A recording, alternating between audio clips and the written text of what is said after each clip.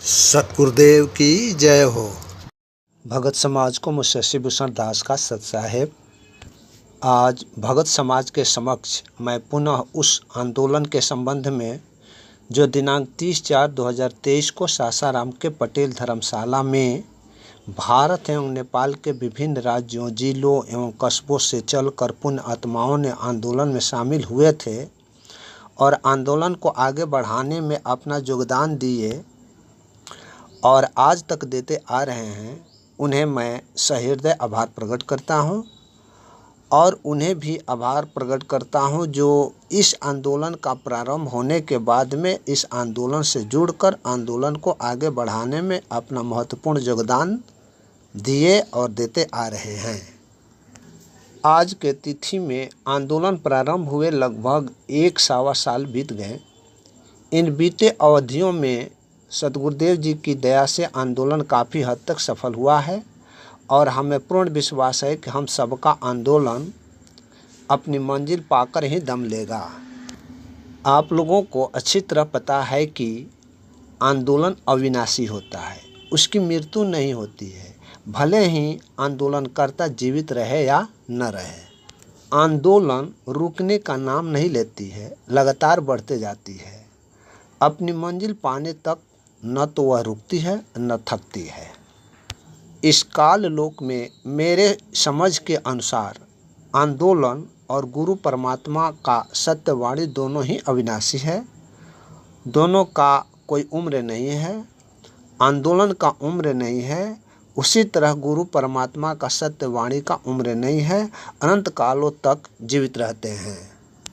आपके ज़हनों में प्रश्न उठता होगा कि आंदोलन का अर्थ क्या है, इसका मतलब क्या है।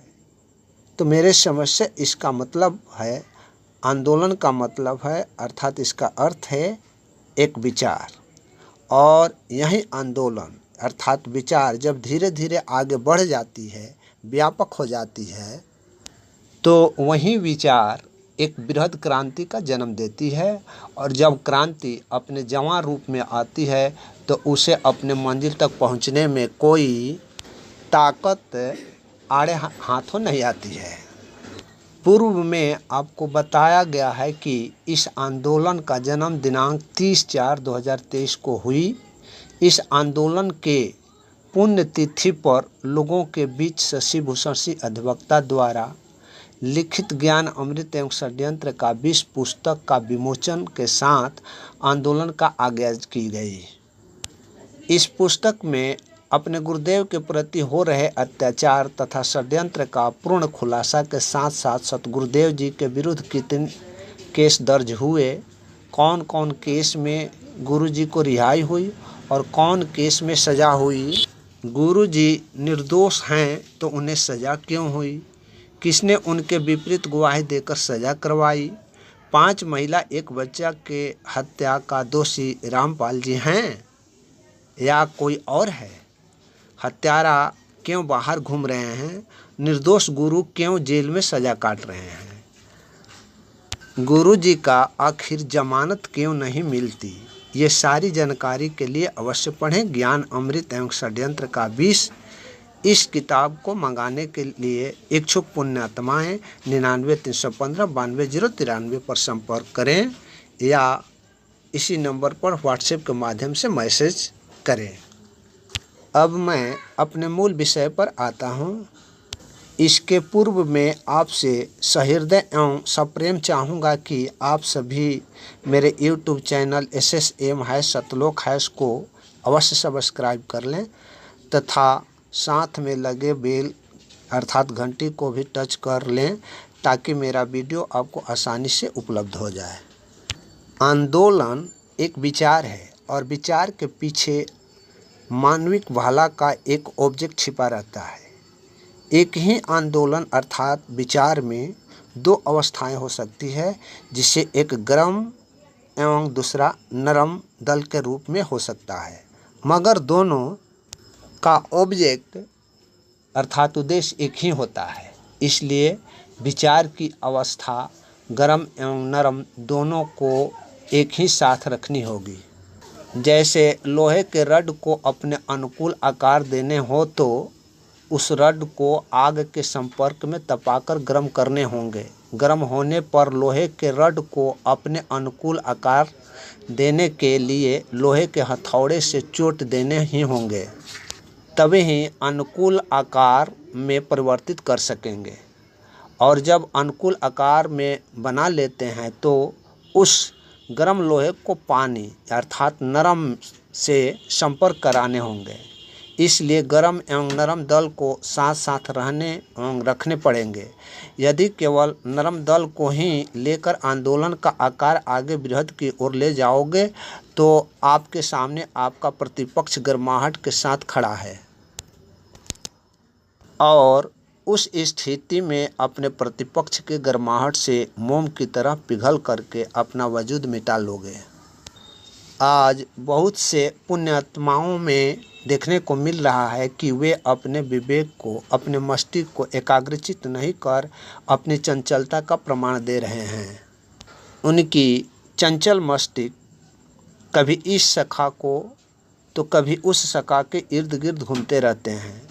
परिणाम होता है कि उनके विचारहीनता के कारण स्वयं को आत्मघाती रास्ता को उठा लेते हैं, जो न तो घर का रह जाता है और न घाट का। इसलिए अपने आप को विचारवान बनाने की ज़रूरत है।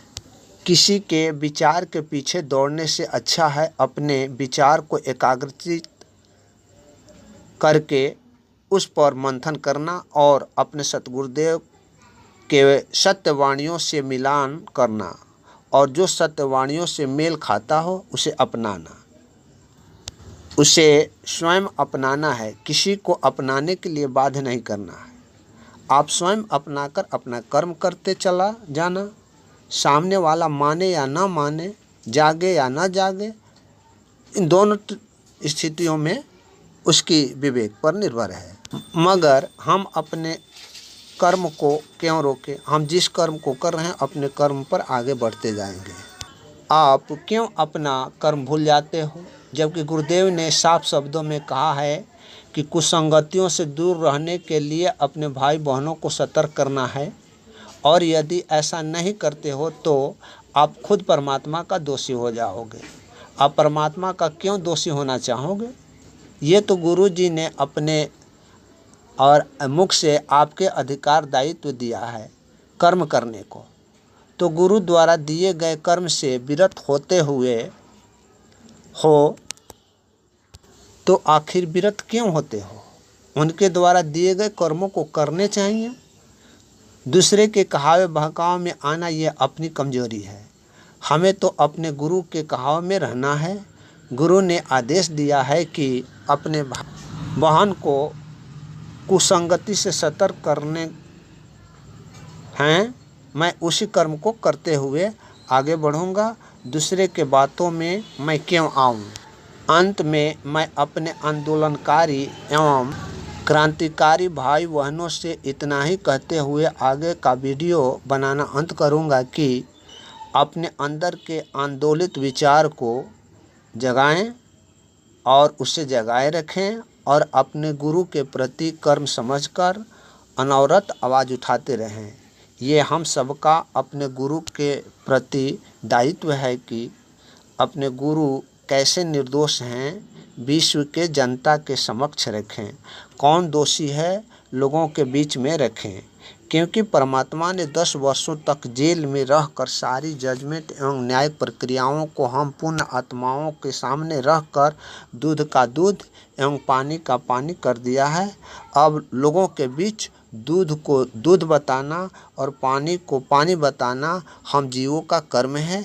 इसी कर्म के साथ आज का ये वीडियो बनाना अंत करता हूँ। सत साहेब, जय बंदी छोड़।